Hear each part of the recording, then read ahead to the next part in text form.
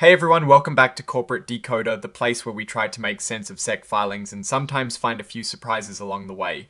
Today we're relooking at Cibus Incorporated S8K filing. It seems like they've made a key leadership change, and we're going to break down what that means for the company. Before we dive in, make sure you are subscribed for more of these corporate deep dives and join our Discord community linked in the description below. Alright, so this filing is a pretty straightforward report of a significant event. It is a Form 8K, which essentially means something important has happened that the company needs to tell its investors about right away. The big news here is the appointment of a new Chief Financial Officer, or CFO, for Cibus Incorporated.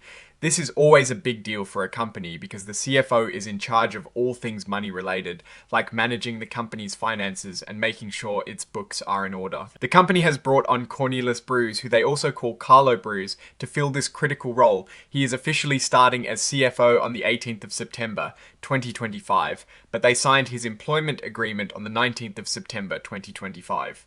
It's interesting that the agreement has a retroactive start date like that. Mr. Bruce is not entirely new to Cibus. He has actually been serving as their interim Chief Financial Officer since late 2024.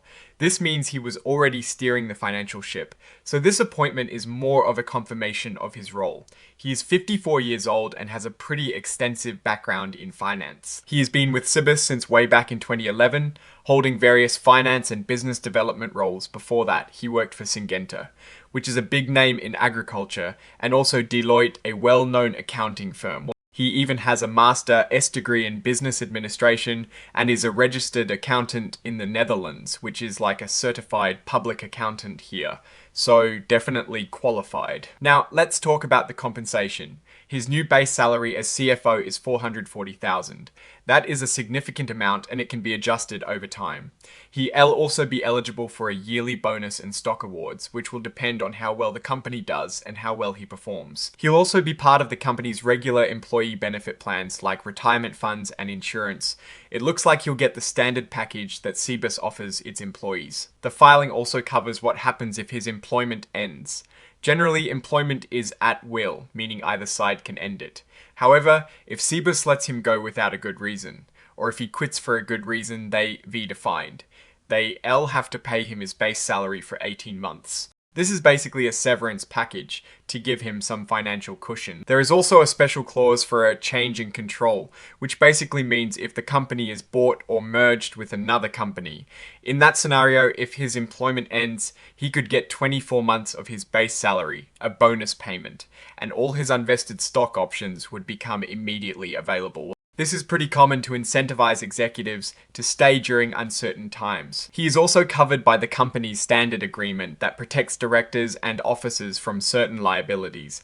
This is a standard practice to ensure leadership feels secure in their roles. The report also states that Mr. Bruce doesn't have any other significant financial dealings with the company that need to be disclosed, which is good because it means there are no obvious conflicts of interest, except for one minor detail about half of his compensation will go to a shell company he owns in Belgium to save on taxes. This is a common practice for international employees. And finally, the actual employment agreement document is filed as an exhibit for anyone who wants to read the full legal details. There is also an interactive data file, which is just a way to make the financial information easier for computers to read and analyze. So, what does this all mean?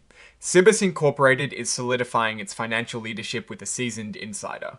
Mr. Bruce has been with the company for a long time and was already filling the CFO role. This appointment brings stability and continuity to their financial operations. The severance packages are pretty standard for an executive of this level, especially with the change in control provision designed to protect the company's leadership during potential acquisitions. The tax arrangement is a small but notable detail, highlighting the global nature of Cibus's operations and executive compensation. In my opinion, this is a positive move for Cibus.